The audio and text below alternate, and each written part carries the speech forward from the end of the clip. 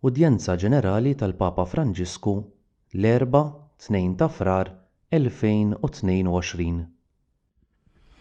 Cari fratelli e sorelle, buongiorno. Eżis ħuti, l-għodwa tajba.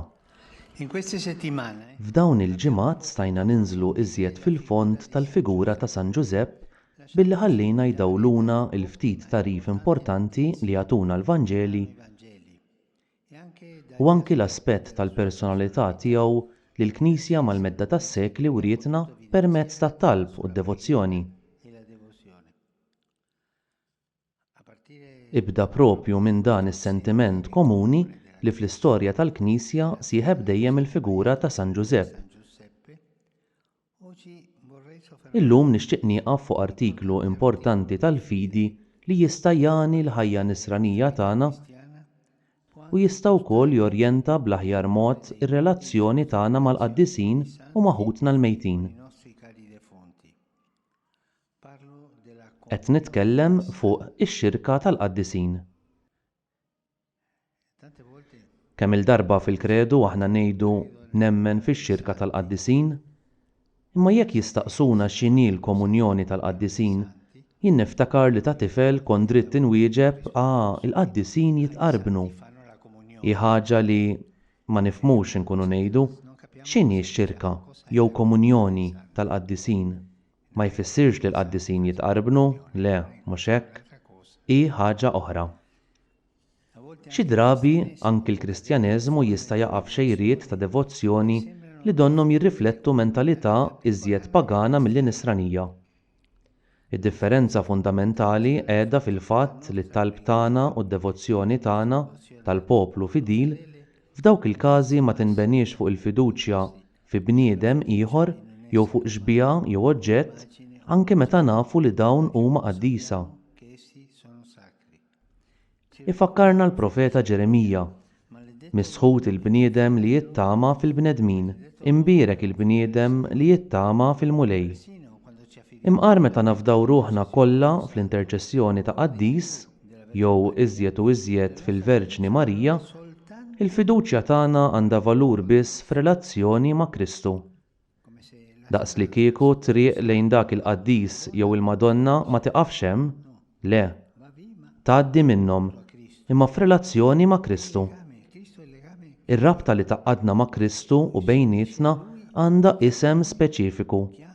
Din ir-rabta li taqadna lkoll bejnietna u ma' Kristu hija x-xirka tal-qaddisin. Mhumiex il-qaddisin li jagħmlu l-mirakli, le, dan il-qaddis jagħmel ħafna mirakli, le, żomm waħda. Il-qaddisin ma jagħmlux mirakli, imma hi biss il-grazzja ta' Alla li taħdem permezz tagħhom. Il-mirakli jkun għamilhom Alla, il-grazzja ta' Alla li taħdem permezz ta' persuna qaddisa, persuna tajba. Dan irridu nżommuh ċar quddiem għajnejna, hemm min jgħid jiena ma nemminx f'Alla, imma nemmen f'dan il-qaddis. Le, dan żball. Il-qaddis huwa interċessur, wieħed li jitlob għalina u aħna nitolbuh, u jitlob għalina u l-mulej jagħtina l-grazzja. Il-mulej jaġixxi permezz tal-qaddis. X'inhi mela x-xirka tal-qaddisin? Il-Katekiżmu tal-Knisja Kattolika jgħid ix-xirka tal-qaddisin hi proprju l-Knisja. X'definizzjoni sabiħa? Ix-xirka tal-qaddisin hi proprju l-Knisja. X'i jfisser dan? Li l-Knisja hi riservata għal perfetti? Le, ifisser li hija l-komunità ta' midinbin mifdija. Il-Knisja hija l-komunità tal-midinbin mifdija. Hi sabiħa din id-definizzjoni? Ħadd ma jista' jitħalla barra mill-Knisja, il-koll aħna midinbin mifdija. Il-qdusija tagħna hija l-frott tal-imħabba ta' Alla li deret fi Kristu, li qaddisna billi jħobbna fil-miżerja tagħna u jifdina minnha.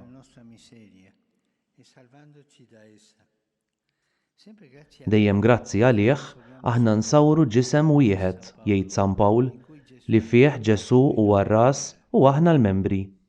Din ix-xbija tal-ġisem ta' Kristu u x-xbija tal-ġisem dritt tifhemuna xi jfisser inkunu marbuta ma' xulxin f'xirka waħda. Gli uni agli altri in comunione. Ascoltiamo San Paolo. Jekk membru jibati, jgħid San Pawl, ibatu l-koll miegħu. Insieme. E se un membro Jekk membru jingħata l-ġieħ, jifirħu l-koll miegħu.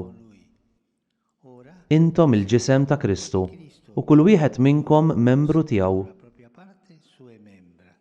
Questo dice Paolo. Dan jgħid San Pawl. Aħna l-koll ġisem wieħed, il-koll maqudin bil-fidi, bil-mamudija, Tutti kollha f'xirka waħda. Maqudin f'xirka waħda ma' Ġesu Kristu con Gesù Cristo. u din hija x-xirka tal-qaddisin. Fratelli e sorelle. Eżis ħuti, il-ferħ u n-niket li jmissu lil ħajti imissu lil kulħadd. Riguarda tutti. Così L-istess kif il-ferħ u n-niket li jmissu l-ħajja ta' ħuna u ta' oħtna ma' ġembna imissu lili wkoll. che me. Io non posso essere Ma nistax nibqa' indifferenti għall-oħrajn għax aħna l-koll parti minn ġisem wieħed, aħna f'komunjoni. in questo F'dan is-sens anki d-dnub ta' persuna waħda dejjem jolqot lil kulħadd u l-imħabba ta' kull persuna tmiss lil kulħadd. Grazzi għax-xirka tal-qaddisin ta' din l-għaqda, kull membru tal-Knisja u marbut miegħi b'mod profond, in maniera imma minix ngħid miegħi għax jien il-Papa, aħna marbuta wieħed mal-ieħor u b'mod profond, u din ir-rabta hi hekk qawwija li lanqas il-mewt ma tista' tfarrak. che non può essere rotto neppure dalla morte, neppure dalla morte. Infatti la comunione Fil-fatt, ix-xirka tal-qaddisin mhix biss tal-aħwa li huma ma' ġenbi f'dan il-mument storiku, storico o che vivono in questo momento imma wkoll ta' dawk li għalqu l-pellegrinaġġ tagħhom fuq din l-art u rifsu l-għadba tal-mewt. pellegrinaggio terreno e hanno varcato la soglia della morte. Anche loro sono in comunione. Huma wkoll jinsabu f'komunjoni magħna. Pensiamo cari Eżis ħuti, naħsbu ftit. nessuno Fi Kristu ħadd ma jista' qatt jifridna tassew minn dak li nħobbu, amiamo. Perché għax ir-rabta hija rabta eżistenzjali, rabta qawwija li hi fl-istess natura tagħna. che è nella nostra stessa natura. Cambia solo Jinbidel biss il-mod kif inkunu flimkien ma' kull wieħed u waħda minnhom, ma imma xejn u ħadd ma jista' jkisser din ir-rabta.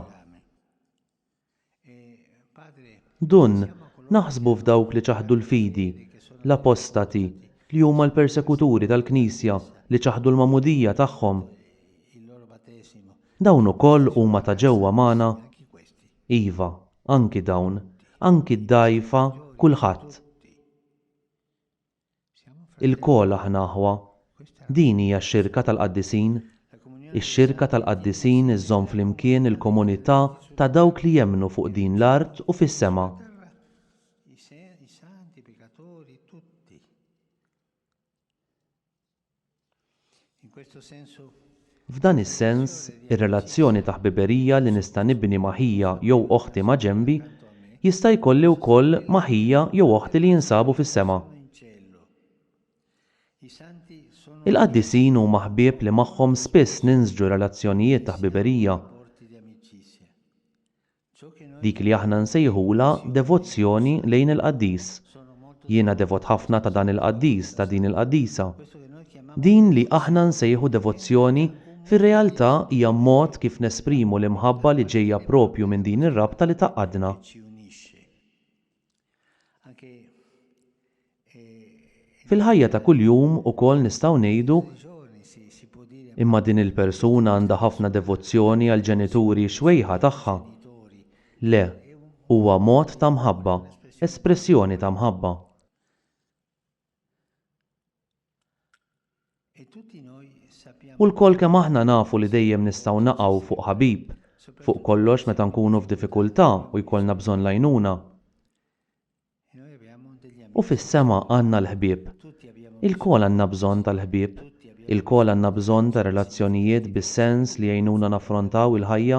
anche Gesù Anki Ġesu kellu l-ħbieb tiegħu u fuqhom dar fil-momenti li żjed deċiżivi tal-esperjenza umana tiegħu. nella storia della Chiesa Fl-istorja tal-Knisja hemm punti fissi li jsieħbu l-komunità li temmen.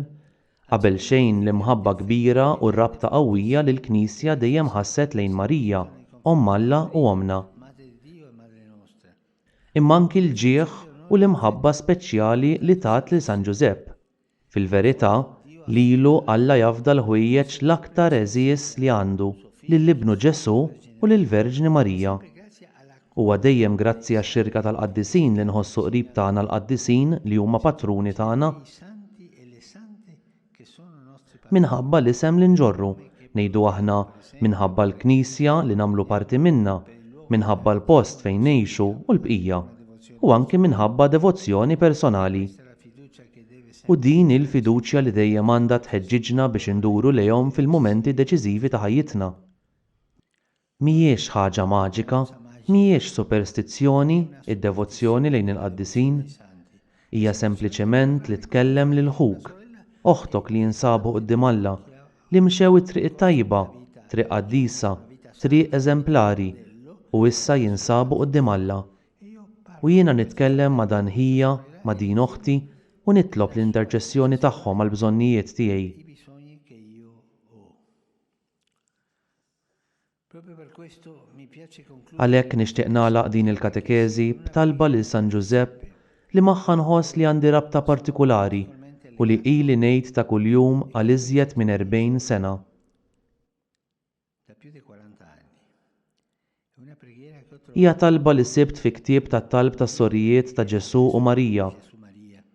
tal-1700 tmiem is-seklu 18. Hija sabiħa ħafna.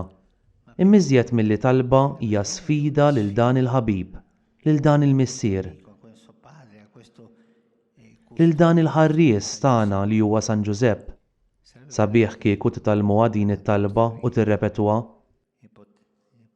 possiate ripeterla davanti. Ħanaqra. Glorioso patriarca O glorjus Patriarka, li l-qawwa tiegħek taf tagħmel possibbli l-ħwejjeġ impossibbli. le cose impossibili. Viene in Enni inti f'dawn il-momenti ta' dbatija u diffikultà. e difficoltà. Prendi sotto la Ħu taħt il-ħarsien tiegħek is-sitwazzjonijiet gravi u ibsin li qed nafdalek biex twassalhom għal tmiem ħieni. felice soluzione. Mio amato padre, Missier maħbub tiegħi, tutta la mia fiducia, inqiegħed fik il-fiduċja kollha tiegħi.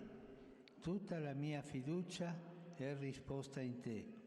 Che non si dica Biex ma jgħidux li sejjaħtlek għal xejn e poi u la darba int kollox tista' tikseb mingħand Ġesu u Marija che la u rini li t-tjieba tiegħek hi kbira daqs setetek. questa è una preghiera Jien kuljum nafda lili nnifsi lil San Giuseppe b'din it-talba sa minn iżjed minn 40 sena ilu. Hija talba antika. Ejjew nimxu l-qudiem f'din ix-xirka tal-qaddisin kollha li għandna fis-sema u fl-art. Il-mulej ma jitlaqniex waħedna. Grazie.